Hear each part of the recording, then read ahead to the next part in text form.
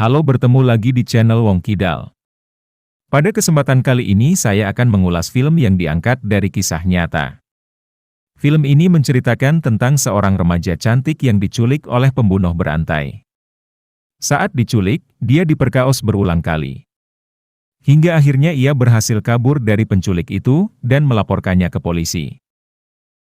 Sebelum mulai, seperti biasa, tidak lupa saya mendoakan, semoga teman-teman semua diberikan rezeki yang berlimpah, dan dikabulkan semua hajatnya.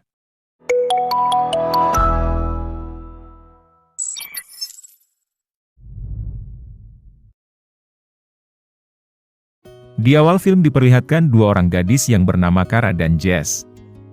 Hari itu Kara nginap di rumah temannya Jess, mereka berencana pergi healing ke danau.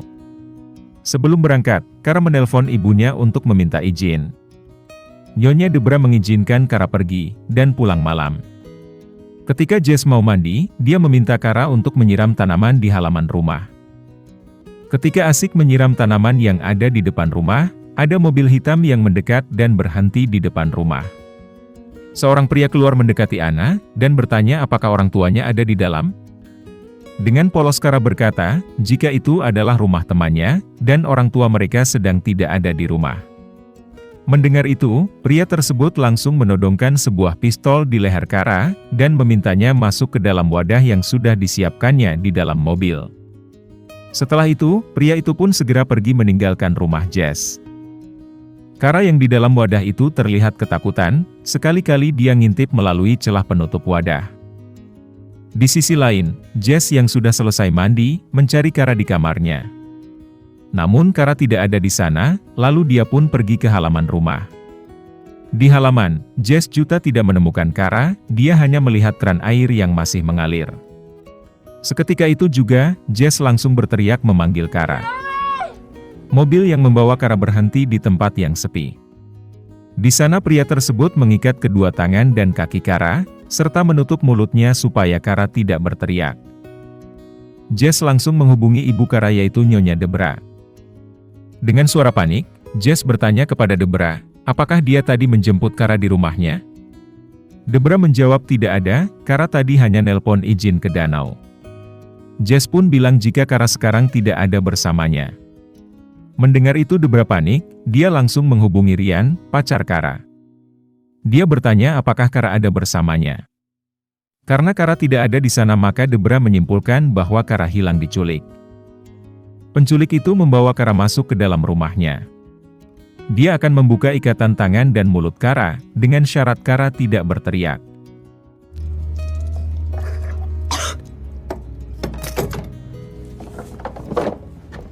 Kemudian pria itu membawa Kara ke dalam kamarnya. Di sini dia menjelaskan aturan yang harus ditaati Kara selama berada di rumahnya. Aturan pertama, dia meminta Kara memanggilnya ayah. Kedua, dia harus mematuhi semua perintahnya. Ketiga, apabila Kara ingin melakukan sesuatu, dia harus minta izin terlebih dahulu. Apabila Kara melanggar salah satu aturan tersebut maka dia akan menanggung konsekuensinya. Kara yang ketakutan hanya bisa menerima semua aturan tersebut. Setelah itu, pria tersebut menanyakan identitas Kara secara detail, mulai dari alamat rumah, umur, nama orang tua, hingga hubungan percintaan dan keperawanan. Pria itu mencatat semua informasi yang Kara sampaikan di sebuah buku kecil. Setelah itu dia meminta Kara baring di atas kasur. Karena takut ditembak, dengan terpaksa Kara mengikuti perintah pria itu. Di rumah Jess, Nyonya Debra menelpon mantan suaminya. Dia memberitahu Ron, jika Kara telah diculik 2 jam yang lalu. Mendengar itu Ron panik, dan ingin segera menemui Debra. Debra yang telah melaporkan kasus ini ke polisi pun dibuat emosi oleh seorang polisi yang tidak mau memproses laporannya, karena Kara hilang kurang dari 24 jam. Jadi kemungkinan besar dia tidak diculik, tapi hanya kabur dari rumah. Dia marah besar sama polisi tersebut, karena Debra sangat paham dengan sifat anaknya, yang mana dia selalu minta izin jika ingin pergi. Di sisi lain, penculik mengajak Kara ngobrol. Di sini Kara menggali banyak informasi tentang pria yang menculiknya itu. Ternyata pria tersebut adalah mantan angkatan laut. Selama 9 tahun dia bekerja sebagai angkatan, karena tidak pernah dipromosikan, akhirnya dia memilih keluar secara terhormat.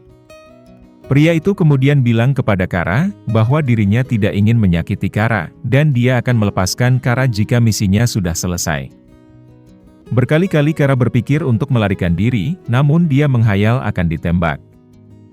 Tak lama kemudian pria itu menawarkan Kara roukop, Kara dipaksa menghisap itu.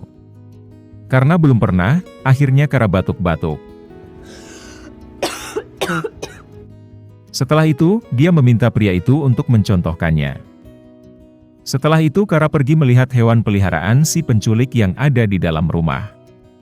Ternyata penculik itu pecinta hewan, ada beberapa jenis hewan yang dipeliharanya. Di sini Kara mencoba menggali informasi tentang si penculik itu dengan ngobrol bersama. Si penculik mengancam Kara, jika dia berhasil kabur dan melaporkan dirinya ke polisi, maka hidup Kara akan merana karena pernah dipercaos. Kemudian si penculik mengajak Kara nonton film dewasa bersama, dia meminta Kara menceritakan apa yang sudah dia tonton. Scene pindah ke Nyonya Debra, sambil menangis dia menelpon seseorang, dan menceritakan komentar polisi ketika dia melaporkan Kara hilang. Debra sangat khawatir dengan Kara yang tidak kunjung kembali. Di sisi lain, Kara meminta izin untuk ke kamar mandi, karena sesuai aturan, semua aktivitas yang akan dia lakukan harus mendapat izin. Selama di kamar mandi, Kara memperhatikan secara detail dan mengingat setiap benda yang ada di sana. Setelah itu dia diminta untuk menyapu lantai di dapur. Di sana, Kara juga berusaha mengingat nomor telepon dokter pribadi si penculik yang nempel di kulkas. Tak hanya itu, Kara juga melihat petunjuk yang ada di kalender. Scene pindah di kantor polisi, Nyonya Debra datang ke kantor polisi untuk dimintai keterangan. Namun setelah Debra menceritakan kronologinya, Pak Polisi tidak melakukan tindakan apa-apa, dia malah menyuruh Debra pulang menunggu telepon dari anaknya. Sedangkan di rumah penculik, pria itu mencoba mempengaruhi pikiran Kara dengan membuka televisi. Dia mencari berita utama, di sana tidak ada berita tentang anak yang hilang. Dia bilang kepada Kara bahwa orang yang dia sayang yaitu, orang tua, teman dan pacarnya tidak peduli dengan kehilangan Kara. Setelah itu si penculik meminta Kara masuk ke dalam box dan mengikat mulut Kara. Dia ingin menelpon seseorang jadi Kara tidak boleh bersuara. Kara yang kesulitan bernafas pun membuat keributan yang menyebabkan si penculik marah dan mengancam Kara. Kara meminta si penculik melepas ikatan di mulutnya. Dia berjanji tidak akan berbicara saat si penculik nelpon. Namun jiwa Kara terus terguncang, dia merasa cemas dengan keadaan yang dialaminya saat ini.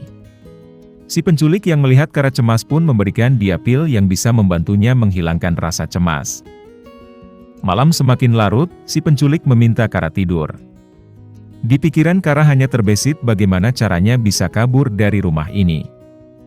Sebelum tidur, si penculik mengikat tangan dan kaki Kara di dipan supaya Kara tidak bisa kabur ketika dia nyenyak tidur.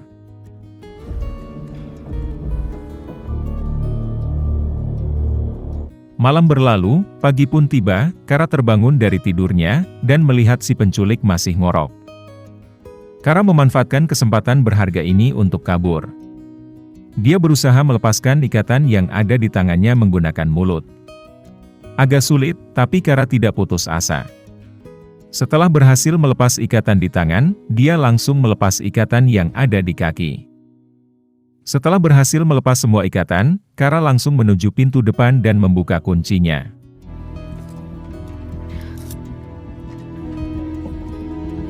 Setelah berhasil dibuka, Kara langsung lari dengan sekuat tenaga, tanpa noleh sedikit pun ke belakang.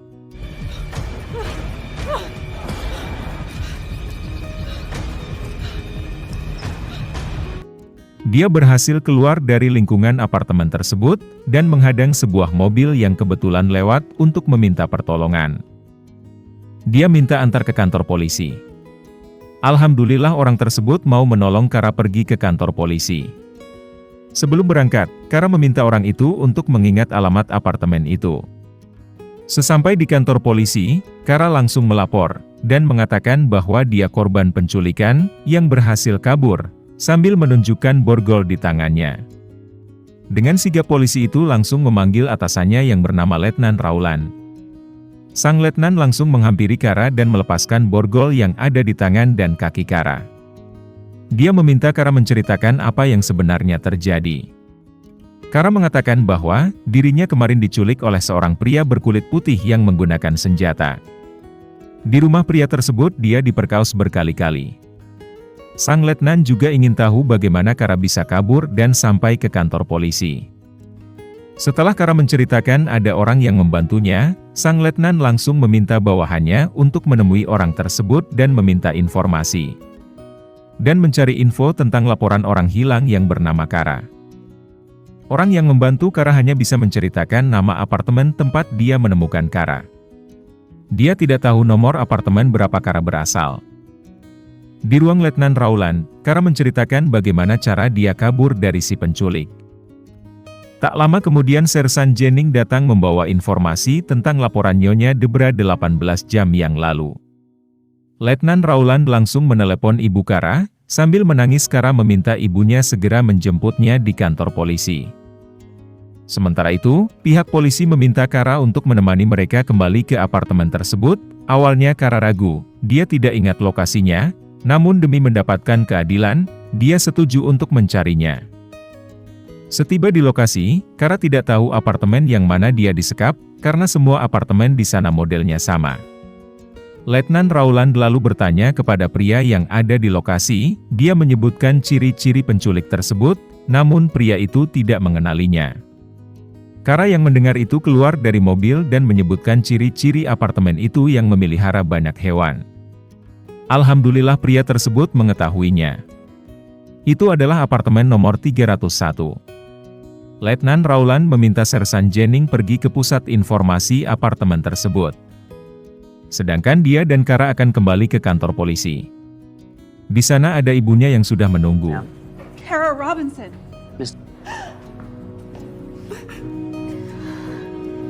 Letnan Rowland bersama timnya menggerebek rumah si penculik tersebut.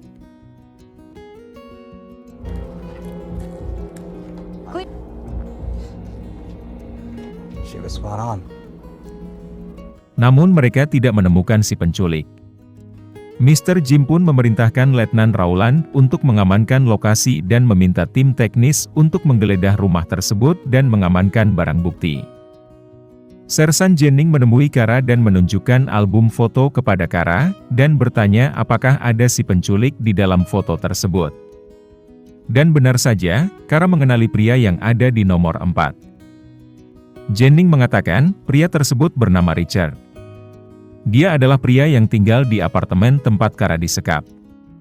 Namun saat polisi menggerebek apartemen tersebut, si penculik sudah tidak ada di tempat. Nyonya Debra panik, karena si penculik itu masih berkeliaran di luar sana, tapi Sersan mengatakan bahwa pihak polisi masih memburunya. Sersan Jennings lalu meminta Kara informasi kepada Kara tentang penculik itu. Kara pun mengatakan bahwa penculik itu adalah mantan angkatan laut, dan kemungkinan istrinya saat ini berada di Disney World. Kara juga menyebutkan dokter pribadi lengkap dengan nomor teleponnya. Sersan Jennings kagum, melihat Kara bisa mengingat semua nomor HP yang pernah dia lihat di apartemen itu. Informasi yang Kara sampaikan sangat membantu proses pencarian Richard. Setelah itu Sersan meminta Kara menceritakan secara detail kejadian yang dialaminya. Sebelum cerita, Kara meminta ibunya untuk keluar. Karena Kara tidak mau ibunya sampai tahu, jika selama diculik dia diperkaos berulang kali. Sementara itu Letnan Rowland bersama timnya melanjutkan penggeledahan di apartemen milik Richard. Di sana mereka membuka boks yang disimpan di bawah kurungan hewan peliharaannya. Di dalam boks itu, polisi menemukan beberapa kliping berita penculikan, pembunuhan sampai pemerkosaan. Ternyata Richard adalah pelaku pembunuh berantai yang mereka cari selama ini. Polisi langsung bergerak cepat, mereka menyebarkan brosur ke setiap sudut kota untuk mencari Richard. Sersan Jennings mendapatkan informasi dari intelijen, jika istri Richard sudah berhasil ditemukan berdasarkan info dari Kara. Setelah selesai diperiksa oleh pihak kepolisian, Kara sudah diperbolehkan pulang. Selama di perjalanan dia terlihat frustasi. Ibunya meminta Kara menceritakan apa yang sebenarnya terjadi. Namun, Kara memilih diam, karena dia tidak mau ibunya terpukul setelah mendengar apa yang dialami. Setelah kejadian itu, rumah Kara dijaga oleh beberapa petugas dari kepolisian. Tapi Kara tidak nyaman dengan keberadaan polisi di rumahnya. Sersan Jennings mengatakan jika ini mereka lakukan sebagai tindakan pencegahan, karena sampai saat ini mereka masih belum tahu keberadaan Richard, si penculik itu. Dalam kasus ini FBI juga dilibatkan, karena Richard adalah pembunuh berantai yang sangat berbahaya. Sersan Jennings juga bilang kepada Kara, jika nantinya akan banyak orang berkunjung karena prihatin dan ingin tahu cerita sebenarnya. Karena Kara adalah satu-satunya korban Richard yang selamat. Tak lama kemudian Jess datang menjenguk Kara. Tanpa basa-basi Kara langsung bertanya kepada Jess, apa yang ingin dia ketahui. Jess pun meminta Kara menceritakan apa yang terjadi. Di sisi lain, Letnan Rowland menginterogasi istri Richard. Istrinya tidak percaya jika suaminya telah melakukan kejahatan. Karena selama ini sang suami sangat mencintainya, begitu juga dia. Tidak hanya istri Richard, polisi juga memeriksa beberapa saksi untuk dimintai keterangan. Dari saudarinya ini Letnan Rowland mendapat informasi jika Richard berada di sebuah motel. Tanpa membuang waktu, Mr. Jim langsung memerintahkan timnya untuk memeriksa motel yang dimaksud. Sesampai di sana, Richard sudah melarikan diri, mereka hanya menemukan pakaian milik Kara saat penculikan. Setelah itu Mr. Jim menemui Kara di rumahnya. Berbeda dengan yang lainnya, Mr. Jim tak ingin bertanya kepada Kara, justru sebaliknya, dia ingin tahu apa yang Kara ingin ketahui darinya. Kara pun bertanya apa benar Richard telah membunuh 3 gadis sebelum dirinya. Mr. Jim mengatakan bahwa mereka belum bisa memastikan. Namun dari hasil penggeledahan, mereka menemukan artikel tentang pembunuhan ketiga gadis itu. Sampai saat ini mereka terus mencari bukti-bukti lainnya. Mr. Jim menjelaskan tujuan dia menemui Kara. Mr. Jim ingin mengucapkan terima kasih, karena Kara telah melakukan hal yang luar biasa. Mungkin banyak orang menganggap Kara adalah korban, tapi baginya Kara adalah wanita cantik yang hebat, yang sangat jarang ditemui. Mereka bisa membongkar pembunuhan berantai ini karena Kara. Setelah itu Mr. Jim pun pamit pergi. Di kantor polisi Letnan Rowland mendapat informasi jika Richard akan bertemu dengan saudarinya di sebuah restoran. Dia langsung melapor kepada Mr. Jim dan mengarahkan tim untuk bergerak ke lokasi. Sedangkan di rumah, Kara ngotot ingin keluar rumah untuk melihat pertandingan bisbol sang pacar. Nyonya Debra melarangnya, karena si penculik itu masih berkeliaran di luar sana. Namun Kara tidak peduli, dia ingin merasakan hidup normal seperti biasa, tidak dikekang dan tidak dikawal polisi. Sang ibu pun terdiam, dan pasrah melihat anaknya pergi bersama Jess. Di sisi lain tim polisi dan FBI standby di sekitar lokasi restoran. Mereka mengawasi setiap titik untuk memantau keberadaan Richard. Di lokasi pertandingan, Kara langsung menghampiri pacarnya dan memberinya semangat. Di luar, tim FBI melihat Richard berjalan di trotoar menuju restoran.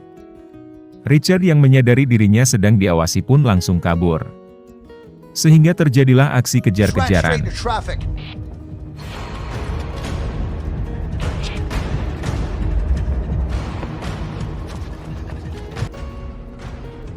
Richard terus berlari menghindari polisi yang mengejarnya, sampai akhirnya Richard pun berhasil dikepung. Karena Richard membawa senjata dan mencoba untuk melawan, akhirnya dia berhasil dilumpuhkan dan tewas. Di lapangan baseball, Kara terlihat bahagia menyaksikan pacarnya yang berhasil memenangkan pertandingan. Esok paginya, Nyonya Debra menyiapkan sarapan untuknya. Kara yang merasa aneh pun bertanya kepada ibunya, dalam rangka apa ini? Ibunya bilang bahwa kemarin malam polisi berhasil menemukan Richard, si penculik itu. Namun Richard sudah meninggal dunia. Mendengar itu Kara marah, dia protes mengapa baru sekarang dia diberitahu. Tapi ibunya beralasan karena tadi malam Kara nonton baseball. Di luar rumah, ada Mr. Jim yang datang menemuinya. Mr. Jim minta maaf jika dia tidak langsung memberitahu kondisi terkini tentang penculiknya. Namun Jim yakin, Kara marah bukan karena penundaan ini. Iya benar, ternyata Kara marah dengan penculik itu. Sambil menangis Kara mengatakan bahwa dirinya sangat marah dengan Richard. Dia ingin sekali Richard di penjara selama 100 tahun dan membusuk di sana. Kara sudah membayangkan jika dirinya akan bersaksi di depan persidangan tentang apa yang telah Richard lakukan kepadanya. Dia ingin Richard menyesal karena telah melakukan kesalahan besar dengan menculiknya. Namun sekarang, semua itu sudah tidak diperlukan lagi, karena Richard sudah meninggal. Oleh sebab itu, Kara memutuskan untuk menyembunyikan kejadian yang dia alami selama diculik kepada orang tua, teman dan pacarnya. Kara tidak ingin mereka terluka. Kemudian Mr. Jim mengatakan bahwa Kara adalah pahlawan. Dia tidak sabar ingin merekrut Kara gabung di kepolisian. Film pun tamat. Terima kasih telah menonton sampai selesai. Sampai jumpa di alur cerita film berikutnya.